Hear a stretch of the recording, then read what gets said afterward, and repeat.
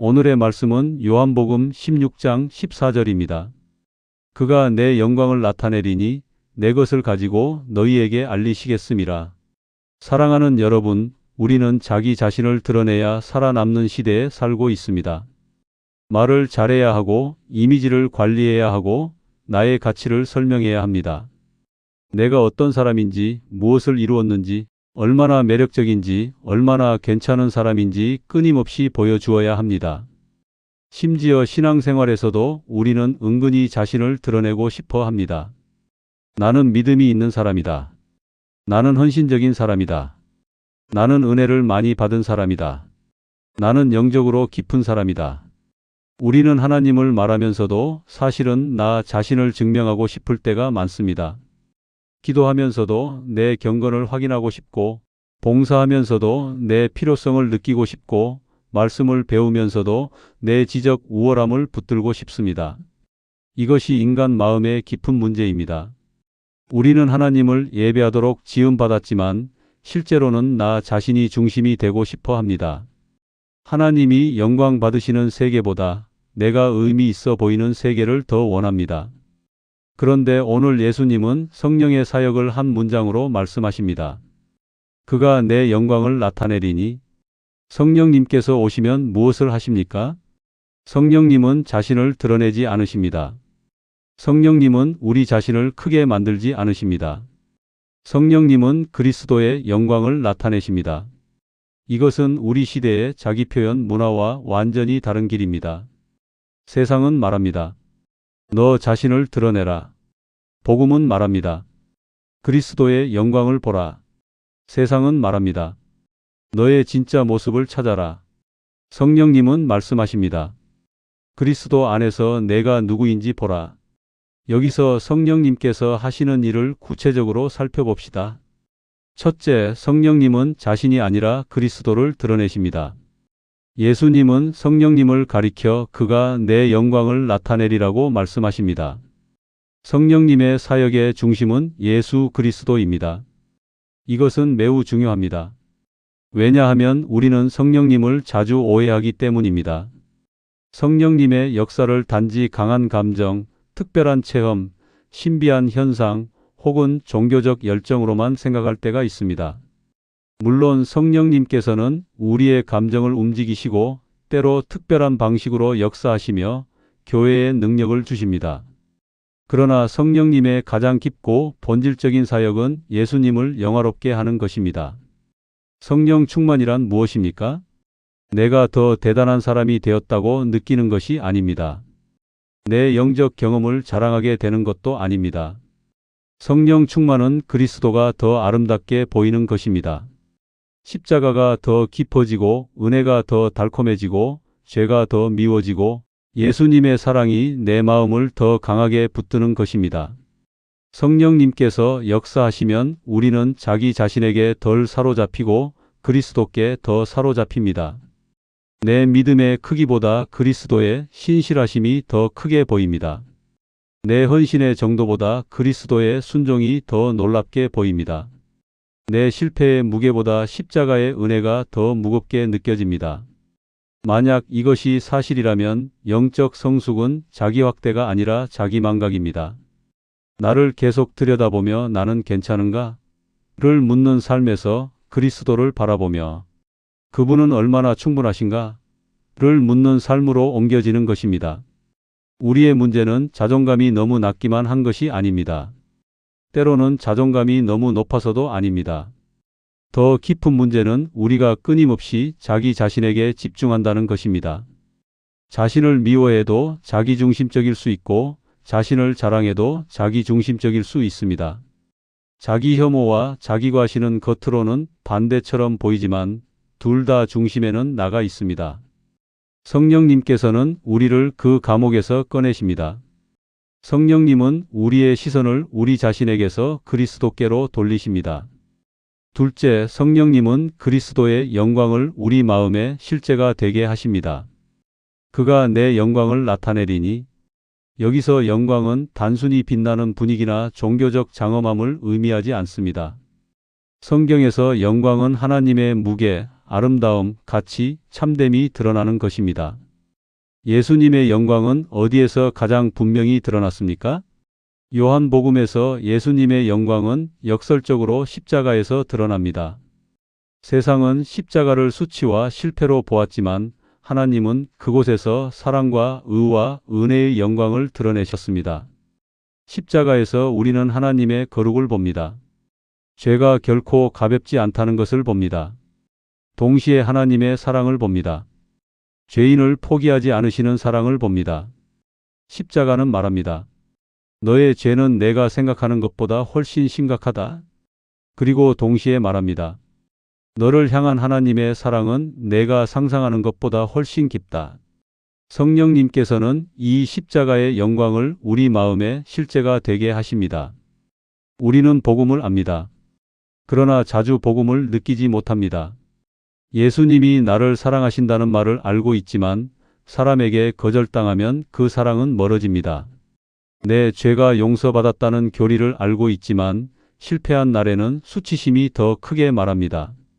나는 하나님의 자녀다라고 고백하지만 삶이 흔들리면 하나님이 나를 잊으신 것처럼 느낍니다. 그래서 성령님이 필요합니다. 성령님께서는 복음을 새로 발명하지 않으십니다. 성령님께서는 이미 완성된 그리스도의 복음을 우리 마음에 조명하십니다. 어두운 방에 아름다운 그림이 있다고 생각해 보십시오. 그림은 이미 거기에 있습니다. 그러나 불이 꺼져 있으면 우리는 그 아름다움을 보지 못합니다. 성령님은 그 방에 빛을 비추시는 분과 같습니다. 그리스도의 영광은 이미 충만하지만 성령님께서 우리 눈을 여실 때 우리는 비로소 그 영광을 봅니다. 그때 복음은 정보에서 현실이 됩니다. 교리에서 위로가 됩니다. 말씀에서 생명이 됩니다. 성령님께서 그리스도의 영광을 보이시면 우리가 붙들던 우상들의 영광은 빛을 잃습니다. 성공의 영광, 인정의 영광, 돈의 영광, 사랑받는 이미지의 영광, 자기 통제의 영광이 절대적인 것으로 보이지 않게 됩니다. 왜 우리는 그것들을 그렇게 붙듭니까? 그것들이 우리에게 영광을 줄 것처럼 보이기 때문입니다. 성공하면 내가 빛날 것 같습니다. 사랑받으면 내가 가치 있어질 것 같습니다. 돈이 있으면 내가 안전해질 것 같습니다. 통제할 수 있으면 내가 무너지지 않을 것 같습니다. 하지만 그것들은 빌린 영광입니다. 잠시 빛나지만 곧 사라집니다. 우리를 살리는 영광이 아니라 우리를 더 목마르게 하는 영광입니다. 성령님은 그 거짓 영광을 폭로하시고 그리스도의 참된 영광을 보게 하십니다. 셋째, 성령님은 그리스도의 것을 우리에게 알리십니다. 예수님은 이어서 말씀하십니다. 내 것을 가지고 너희에게 알리시겠음이라. 성령님은 그리스도의 것을 우리에게 알리십니다. 여기서 내 것이란 무엇입니까? 그리스도의 의입니다. 그리스도의 순종입니다. 그리스도의 생명입니다. 그리스도의 사랑입니다. 그리스도의 자녀됨입니다. 그리스도의 승리입니다. 예수님께 속한 모든 부요함이 성령님을 통해 우리에게 알려지고 적용됩니다. 이것은 단지 예수님에 대해 더 많이 알게 된다는 뜻이 아닙니다. 물론 성령님은 우리에게 말씀을 깨닫게 하십니다. 그러나 성령님의 사역은 정보 전달보다 깊습니다. 성령님은 그리스도 안에 있는 것을 믿음으로 받게 하십니다. 많은 사람들은 신앙생활을 이렇게 이해합니다. 내가 하나님께 무엇을 드려야 하는가? 내가 얼마나 헌신해야 하는가? 내가 얼마나 변화되어야 하는가? 이 질문들은 중요합니다. 그러나 복음은 먼저 다른 질문에서 시작합니다. 그리스도께서 나에게 무엇을 주셨는가? 이 순서를 놓치면 신앙생활은 무거운 짐이 됩니다. 기도도 성과가 되고 예배도 의무가 되고 순종도 자기증명의 도구가 됩니다. 우리는 하나님을 사랑하는 것 같지만 사실은 하나님 앞에서 나의 가치를 입증하려고 애씁니다. 그러나 성령님은 우리에게 그리스도의 것을 알리십니다. 너의 의는 내 순종의 성적표가 아니라 그리스도의 완전한 순종이다.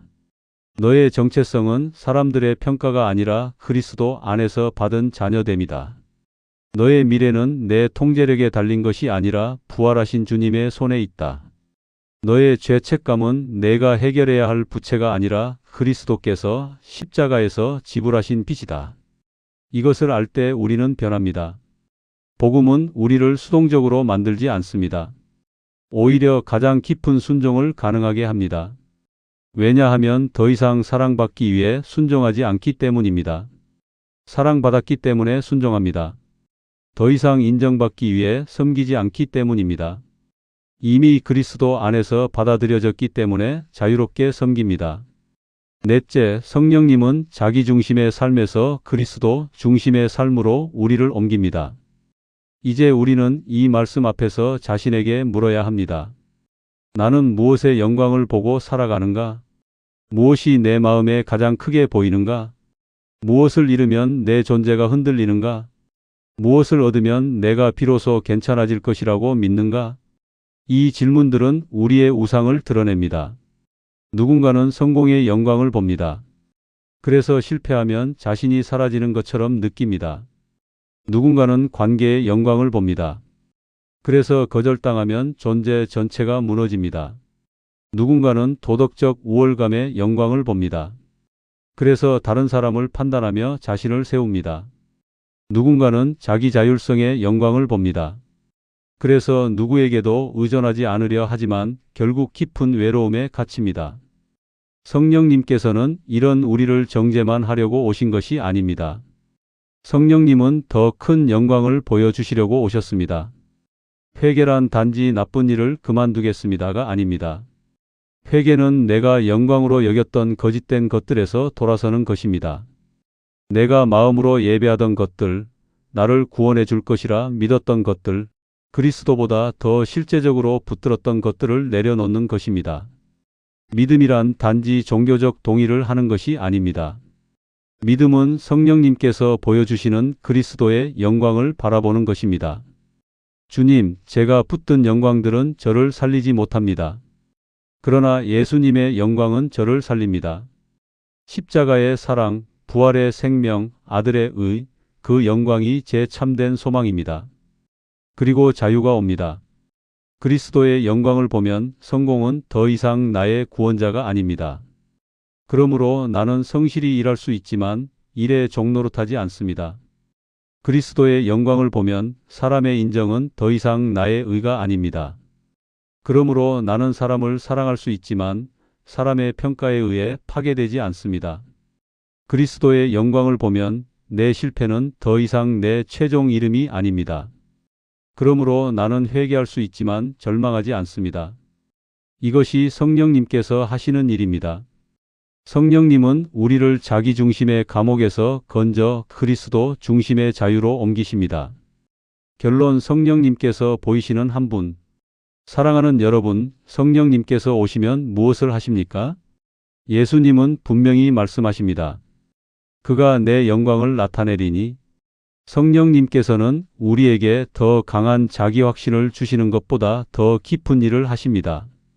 성령님께서는 우리에게 그리스도의 영광을 보이십니다. 그 영광 앞에서 우리는 무너집니다. 내 죄가 드러나기 때문입니다. 내 우상이 폭로되기 때문입니다. 내 자기 중심성이 밝혀지기 때문입니다. 그러나 그 영광 앞에서 우리는 다시 살아납니다. 십자가의 사랑이 보이기 때문입니다. 그리스도의 의가 주어졌기 때문입니다. 부활의 생명이 우리를 붙들기 때문입니다. 그러므로 오늘 우리의 기도는 이것이어야 합니다. 성령님, 제 자신에게 사로잡힌 눈을 열어주십시오. 제가 붙들던 작은 영광들을 내려놓게 하십시오. 그리스도의 영광을 보게 하십시오. 그리스도의 것을 제 마음에 알게 하십시오. 우리가 그리스도의 영광을 볼 때 우리는 비로소 자유로워집니다. 나를 증명해야 하는 삶에서 이미 증명된 사랑 안에 거하는 삶으로 옮겨집니다. 내 이름을 높이려는 삶에서 그리스도의 이름 안에서 참된 안식을 누리는 삶으로 옮겨집니다.